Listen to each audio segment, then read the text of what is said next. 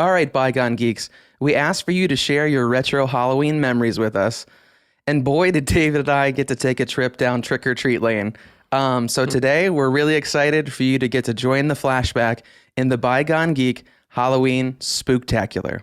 This is Halloween, this is Halloween. Trick or treat, smell my feet. Give me something good to eat. The very first one that we're doing is a guy named Nate. He says, I remember being Liam Neeson's character in Phantom Menace, Qui-Gon Jinn.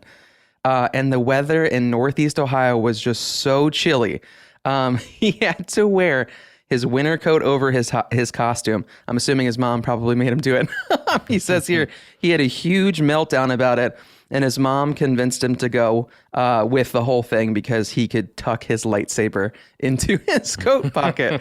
You should have to wear your coat. You were wearing Qui-Gon Jinn, not Anakin Skywalker.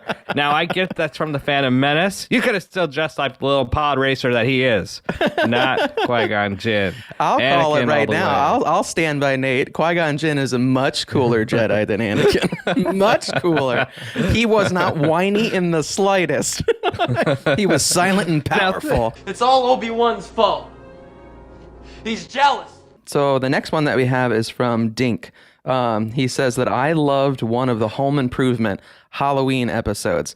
I feel like Tim the Toolman Taylor, just decked out his house for Halloween, and it was so cool. I was smiling from ear to ear because we were talking about what they did with those little cutaway graphics, the bats flying on the screen. Yeah. Or Home Improvement had the best segues when it came to going to commercial on their holiday episodes. Have you seen that meat cleaver around anywhere?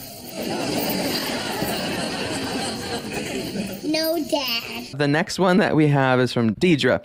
She says, I loved the Halloween Town movies. Then running house to house with my brother, getting candy and weighing our pillowcases at the end of the night to see who's weighed more, and then sorting it all out and trading at the end of the night. I have a ton of memories about going back home with my sister, dumping everything out, and the trading process, the wheeling and dealing. I'll give you 3 Tootsie Rolls, knowing I've got like 6 million Tootsie Rolls. But the idea of getting 3 of one thing versus just giving up one, if your sibling's younger, that would work, right? Oh, yeah. And it didn't matter, just hearing they were going to get more. Like, yes, you want, I turned into Jeff Goldblum there. Yes, you want. Yes, Sorry, you want these Tootsie Rolls. Oh, there it is. There it is. All right, the next one we have is from Dave. He says, I remember not being able to eat any candy until his mom had inspected them. You sit on a throne of lies. No kid ever bit into any piece of candy and found a razor blade. And yet, for some reason, it just kind of spread like wildfire throughout all of 80s and 90s parents. Because, that was the whole thing. Checking for razor blades, checking for poison. If that's slightly unwrapped, we need to throw it away. And in reality, it was my dad taking the best stuff. That's all he was doing. It was a sham. It was totally a sham. Hey, maybe it's not. And kids, parents, Halloween isn't just one day. There's candy out there everywhere. When I get a candy bar, a Butterfinger at the cash register, I wink at the cashier and I say, checking for razor blades. It's a hard job, but somebody's got to do it. And if it takes me to the last bite, well, mission accomplished. That's true. I'm saving one kid at a time out there. All right. She told me that with great power comes great responsibility. All right, so Coco, she says, when I was around 10 years old, my mom got the idea of making a dining room table costume. Made it for her out of a refrigerator box. She glued the tablecloth and table settings and cut a hole in the center for my head to be the freaking centerpiece. That's hilarious. I kid you not, she says. What was going through Coco's mom's head that she's just like, you know what, honey? I got the perfect idea this year. You're going to be a dining room table. Hear me out. And you'll be the centerpiece.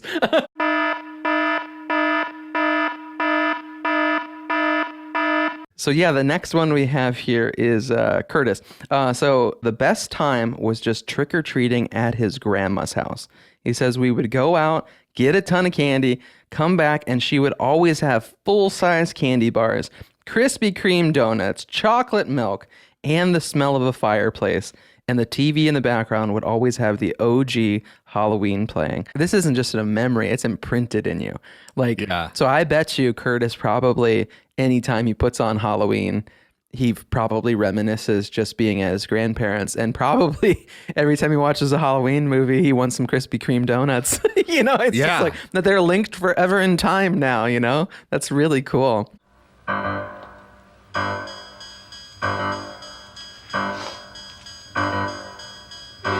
The next person is from my wife, Scout. We did a lot of homemade costumes growing up. In 4th or 5th grade, I decided it would be really funny or random to be a roll of paper towels.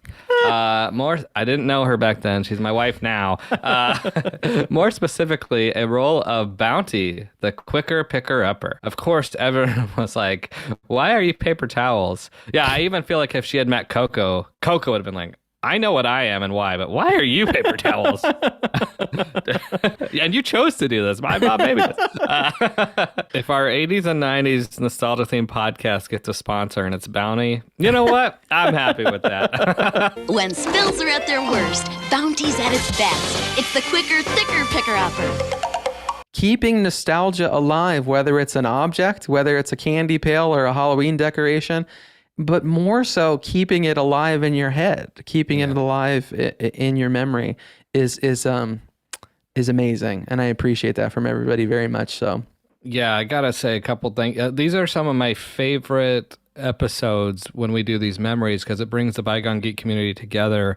And we'll do this with other holidays, other episodes. Just thank you everyone for sending in these, and just we all got to relive Halloween from 30 years ago, and it's really special. And then it does remind me, Mom, thank you for helping young David get some creativity out and help me make the fantasies I wanted to dress up as come true. And a lot of these episodes, just thanks, Mom. I know I was a scary kid.